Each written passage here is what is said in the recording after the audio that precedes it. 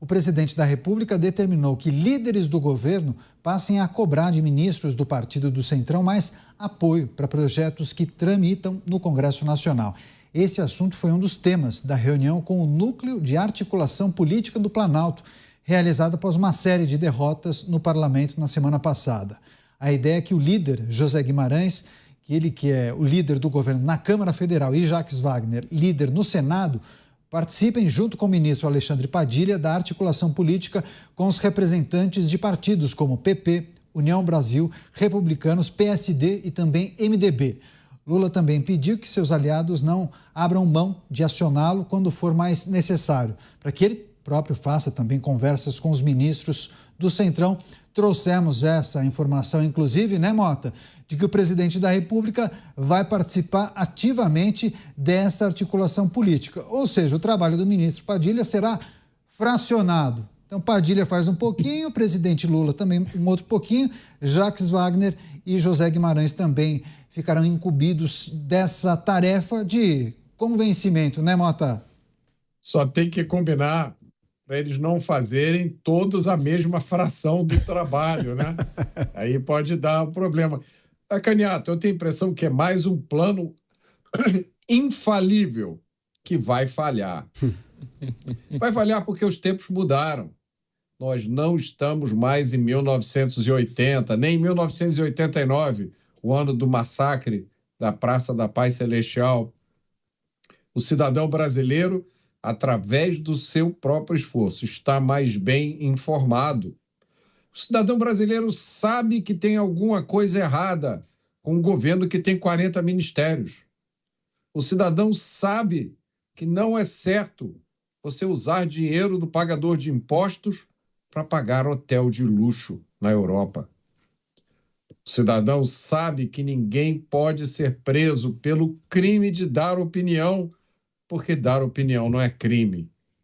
O cidadão está cansado de viver com medo de bandidos. E nenhuma articulação governamental, por mais articulada e fracionada e sofisticada que seja, vai mudar esse sentimento. Dávila, presidente da República, mandando líderes do governo cobrarem votos do Centrão em apreciações importantes no Congresso Nacional. É assim mesmo que funciona? Olha, duas coisas chamam a atenção. Primeiro, o governo achar que o Congresso vai votar contra pautas que importa à população, como o Mota bem disse. Você vai falar de drogas, crime, né? Combate à corrupção, essas coisas a população quer isso. Então não adianta querer ter medidas para atenuar esse tipo de medida que vai perder a votação. Agora, o que me surpreende é o oposto. Quando eu vejo o placar lá das votações nesses 1 ano e meio de governo, como o governo foi vitorioso, inclusive com partidos da oposição, como União Brasil, que mencionou o Beraldo aqui, e o PL, partidos que às vezes, deputados que votaram mais de 40%, 50% das vezes, aliás, algumas vezes chegou a 70% com o governo. E isso é que me chama a atenção. Como é que partidos da oposição votaram até 60% ou 70% com o governo? Então, não vejo assim que o governo vem sendo muito derrotado no Congresso. O governo vem sendo derrotado naquelas pautas que, como bem disse o Mota, preocupam a população, porque o governo joga contra essas pautas. Então, para essa pauta, não adianta articulação política, porque não vai virar voto no Congresso. O Congresso vai jogar duro com pautas que envolvem crime, droga, aborto e outras coisas. Mas, por outro lado, o governo vem tendo muito sucesso. Aí, eu solidarizo com o Beraldo aqui, precisa dar puxão de orelha nos partidos de oposição. Como é que pode estar votando 60%, 70% com o governo? Isso é que é um absurdo. E isso é trair o eleitor, porque o eleitor colocou esses parlamentares lá para fazer oposição. Mas essa oposição deixa de existir no dia que recebe emenda e cargo no governo. Então não é incomum os opositores votarem a favor das pautas do governo, né, Beraldo? Pois é, agora vamos olhar o cenário, a vida como ela é, Caniato. Vamos lá. O governo espera fidelidade máxima dos partidos que têm ministros, porque, afinal de contas, o governo compra os partidos com o ministério, compra a crença do deputado, do representante do eleitor que foi eleito, com o ministério, com a verba e tal. Mas vamos ver a vida como ela é. Vamos pegar os principais partidos de oposição. Começar pelo Progressistas. O presidente do Progressistas, Ciro Nogueira, foi ministro-chefe da Casa Civil de Jair Bolsonaro. Marcelo Queiroz, deputado do Progressistas pelo Rio de Janeiro, é candidato a prefeito do Rio de Janeiro em oposição ao Eduardo Paes, apoiado pelo presidente da República. Pega União Brasil. União Brasil, que também tem ministro lá com o Lula, tem Ronaldo Caiado e Mauro Mendes, do Mato Grosso, que são governadores 100% alinhados com o agronegócio brasileiro. Você pega o Republicanos. Republicanos tem o governador Tarcísio de Freitas, que foi eleito graças ao apoio que recebeu de Jair Bolsonaro, tem feito um combate exemplar contra o crime no estado de São Paulo, merece nosso aplauso em razão disso. Como é que você vai esperar que os partidos tenham base no Congresso para serem absolutamente fiéis às pautas do governo? Obviamente isso não vai acontecer. Pode vir o Papa falar com os líderes partidários e com os deputados e senadores que essa união não vai acontecer. Então a vida é assim, não adianta o presidente achar que a incompetência é do Padilha e que ele, o abençoado, vai com a sua varinha de condão operar uma mágica e ter votos. Não terá, não terá. O Congresso hoje tem uma tendência conservadora. O Congresso hoje tem medo de votar pautas que vão contra as crenças da maioria da população brasileira, como aconteceu nesse assunto da taxação das compras dos sites chineses. A gente discutiu sobre isso mais cedo.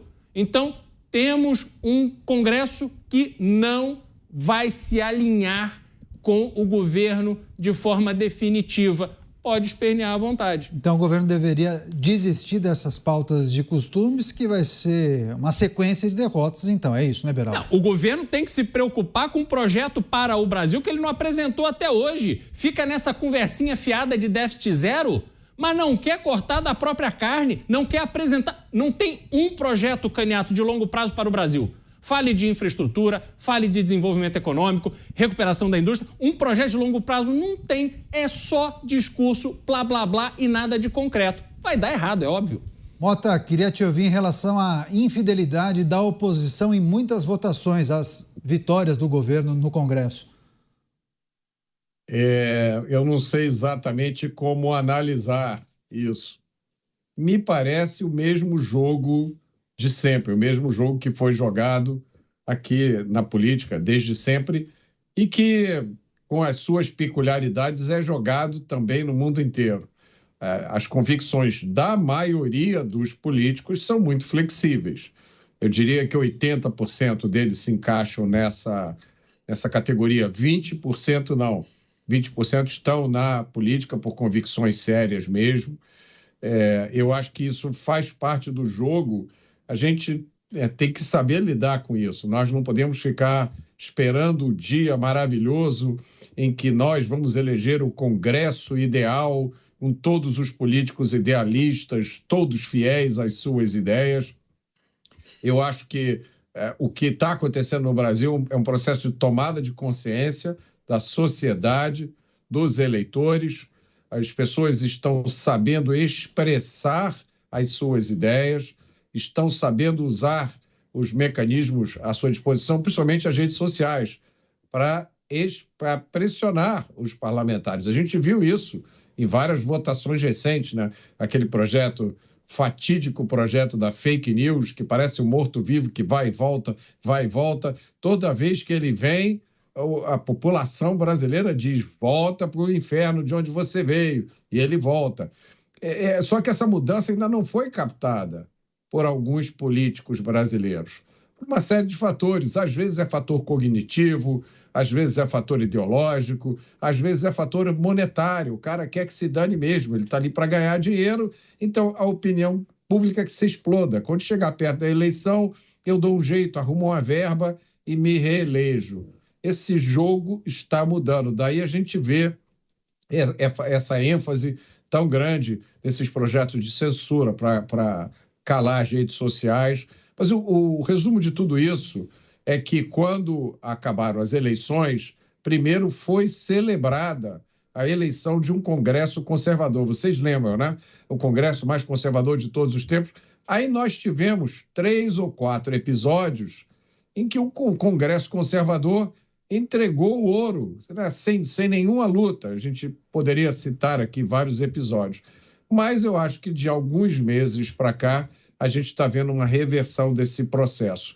E aí eu lembro uma frase que eu acho que é do Milton Friedman. Nós nunca vamos conseguir andar para frente elegendo a pessoa certa. Nós vamos andar para frente criando os incentivos para que as pessoas erradas façam as coisas certas. A gente segue tratando dos desafios do governo federal, inclusive no mesmo dia em que o presidente Lula reuniu sua equipe para tratar de um novo modelo de relação do governo com o Congresso, integrantes de bancadas aliadas falavam sobre a falta de alguém empoderado no Palácio do Planalto que garanta uma articulação política eficiente e, principalmente, o cumprimento dos acordos feitos. Congressistas reclamam, desde o ano passado, da falta de cumprimento de acordos por parte do Executivo nessas votações. A entrada de Lula no dia a dia da relação com o Congresso é vista como importante, mas parlamentares dizem não ver disposição do presidente para isso. O governo, que já minimiza as derrotas no Congresso, já prometeu melhorar a interlocução com congressistas anteriormente, mas ainda assim as reclamações continuam. Você, Luiz Felipe Dávila, não tem aquela figura de um chefão do governo que em outras épocas foi exercida inclusive por José Dirceu. Lula entrando no circuito pode acelerar e melhorar essa relação, essa interlocução? Bom, Lula é o único que pode entrar e ser articulador do seu próprio governo, porque como ele não empodera os seus ministros, nunca vai ter uma pessoa forte, porque na verdade ele vai acabar desdizendo o que o seu articulador político está negociando. Como aconteceu hoje, nós vimos aqui na questão da derrubada do projeto da taxação de produtos até $50. Por quê? Porque o governo disse que queria aprovar, aí Lula dá uma declaração sem combinar com ninguém, que ele poderia vetar porque ele acha um absurdo taxar bugiganga, como ele chamou, e isso derrubou o projeto. Então não tem articulador político capaz de fazer milagre, porque para fazer milagre você precisa cumprir os acordos. Todos os bons articuladores políticos de governo e bons presidentes da Câmara e do Senado foram pessoas que cumpriram a risco os seus acordos. É isso que dá credibilidade à sua base de liderados. Então, neste governo, é impossível ter articulação política com o presidente quase como um fio desencapado, mudando de opinião uma hora da outra. Então, assim, só ele pode ser o articulador político do seu próprio governo. Ninguém vai ter a autoridade para fazer cumprir acordos. Imagina nesse caso, alguém do governo foi lá e negociou a taxação dos produtos. O presidente fala outra coisa. Qual é a cara que esse negociador fica com as lideranças do Congresso? É óbvio que fica completamente descoberto. Você, Cristiano Beraldo, concorda com essa reflexão do Dávila, que a gente precisa considerar também em relação ao posicionamento do presidente da República, que muitas vezes fala de improviso, mas acaba desautorizando o que foi acertado com os congressistas, né? Bom, a gente tem que trazer um contexto até citado pelo Dávila, que é o seguinte: quando o Lula foi eleito em 2002, na sua, se não me engano, 4ª tentativa como candidato a presidente, a presença de José Dirceu se deu na condição de articulador da vitória. O espaço que José Dirceu tinha no governo, a autoridade que ele tinha para falar em nome do governo, foi adquirida nesse processo de conquista da presidência da República.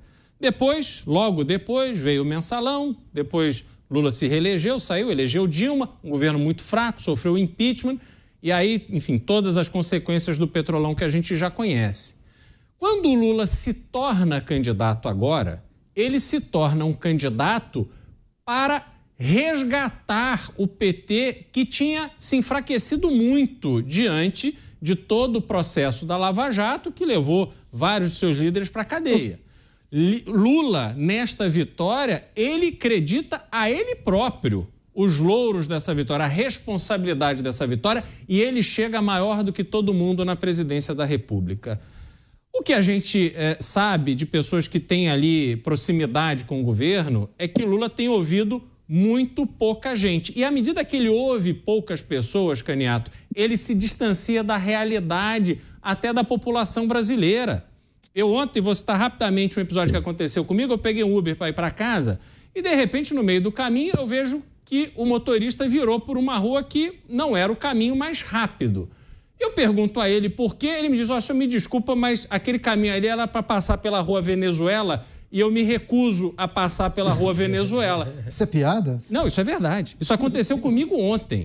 Então, isso é o exemplo do astral do brasileiro hoje.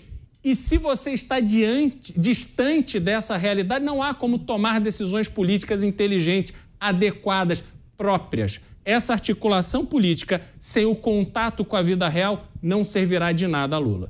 Você, para fechar, Roberto Mota, Lula, presidente da República e grande articulador, é o que veremos, Mota? Liderança é uma qualidade rara. Um verdadeiro líder forma outros líderes. Os falsos líderes têm medo, porque eles têm medo de criar futuros concorrentes. E liderança não é uma coisa conferida pelo voto, nem por um cargo, nem muito menos por decisões judiciais. E aí, para simbolizar esse sentimento do povo, sobre o qual o Cristiano Beraldo falou muito bem aí, eu vou citar aqui uma frase do padre Antônio Vieira, nos seus sermões. Ele diz o seguinte: perde-se o Brasil, senhores, porque alguns ministros do rei não estão interessados no nosso bem, eles estão interessados nos nossos bens. Legal, muito bom, Mota.